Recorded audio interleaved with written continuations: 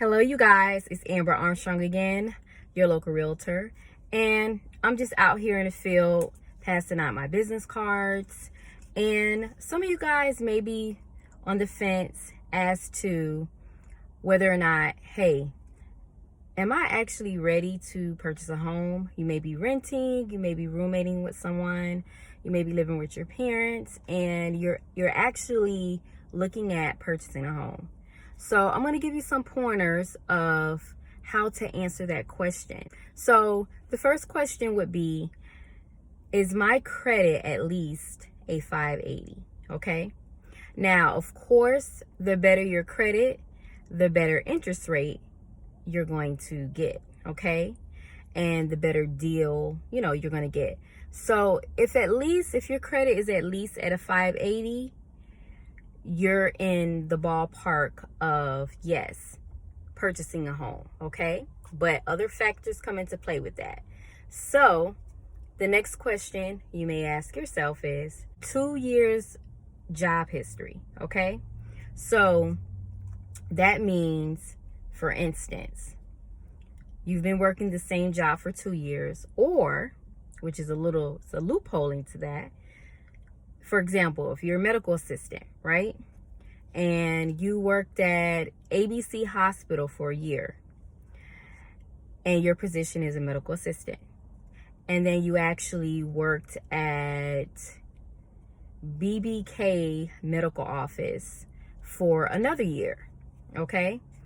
You can actually count that as 2-year work history, even though you had 2 separate jobs, but both of the positions at those jobs were medical assistant. So that's a loophole when it comes to the work history. Now, I'm going to tell you what doesn't count. A year and 9 months, a year and 8 months, that does not count. It has to be 2 years, okay?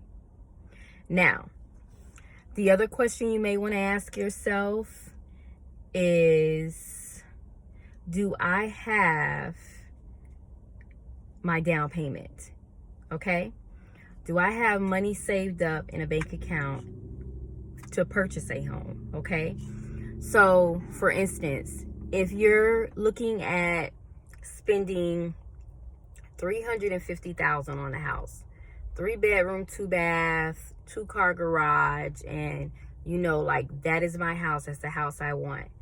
So you would take $350,000 times 3.5%, so 3.5%. That will give you your down payment that you may need, okay?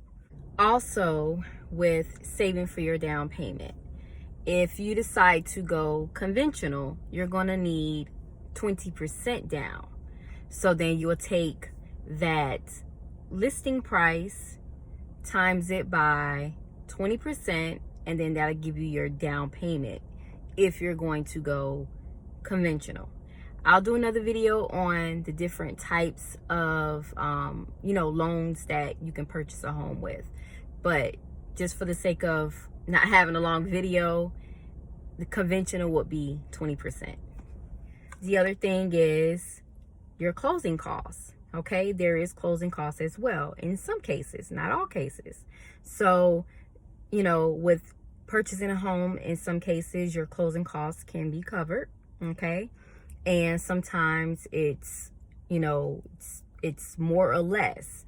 So what I'm saying is, make sure you have enough money saved up.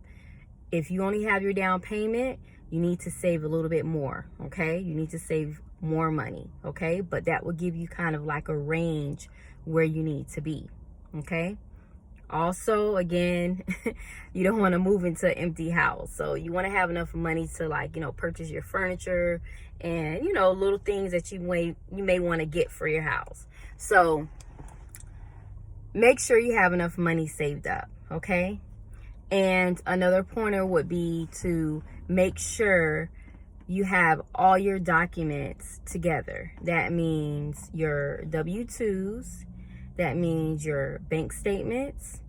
That means your tax returns, okay? Things like that. Your ID, You know, make sure you have all your ducks in a row. You have all your documents as well, okay? If you have any questions about anything that I cover in this video, feel free to call me at 561-260-0716. Motivated Connection Realty.